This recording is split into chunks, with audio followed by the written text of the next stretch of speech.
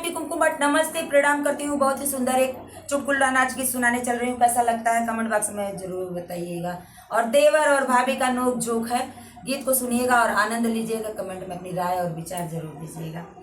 हमरे चोटिया से हो, हमरे चोटिया से लगी गईली चोट, बलमुआ दुबरा गईला। हमरे चोटिया से हो, हमरे चोटिया से लगी गए चोट, बलमुआ दुबरा गए हो। हमरे चोटिया से हो, हमरे चोटिया से लगी गईले चोट, बलमुआ दुबरा गए।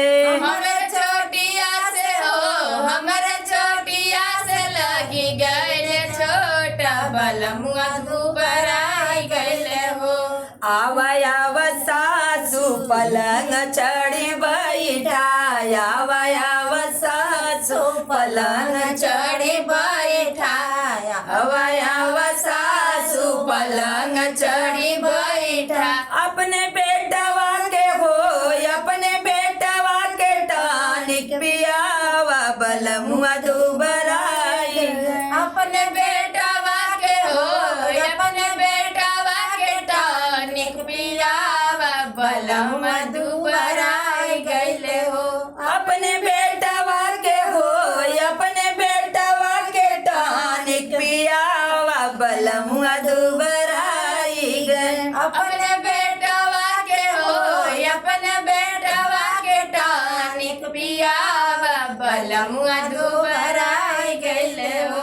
हमरे चोटिया से हो, हमरे चोटिया से लगी गए चोट, बलमुआ दुबराई गए। हमरे चोटिया से हो, हमरे चोटिया से लगी गईले चोट, बलमुआ दुबराई गए। हमरे चोटिया से हो, हमरे चोटिया से लगी गए चोट, बलमुआ दुबराई गए। हमरे चोटिया से हो, हमरे चोटिया से लगी गईले चोट, बलमुआ दुबराई गए। आवा आवा जेठनी पलंग चढ़ी बैठाया, आवा आवा जेठनी पलंग चढ़ी बैठा, आवा आवा जेठनी पलंग चढ़ी बैठा। अरे अपने देवरू के हो, अपने देवरू के हॉर्लिक्स पियावा, बलमुआ दुबराई गए। अपने देवरू के हो, अपने देवरू के हॉर्लिक्स पियावा, बलमुआ दुबराई गए। अपने देवरू के हो, अपने देवरू के हॉर्लिक्स पियावा, बलमुआ दुबराई गए। अपने देवरू के हो, अपने देवरू के हॉर्लिक्स पियावा, बलमुआ दुबराई गए। हमरे चोटिया से हो, हमरे चोटिया से लगी गए चोट, बलमुआ दुबराई गए। हमरे चोटिया से हो, हमरे चोटिया से लगी गईले चोट, बलमुआ दुबराई गए। हमरे चोटिया से हो, हमरे चोटिया से लगी गए चोट, बलमुआ दुबराई गए। हमरे चोटिया से हो, हमरे चोटिया से लगी गईले चोट, बलमुआ दुबराई गए। आवा आवा नदी पलंग चढ़ी बैठा, आवा आवा नदी पलंग चढ़ी बैठा, आवा आवा नदी पलंग चढ़ी बैठा, आवा आवा नदी पलंग चढ़ी बैठा।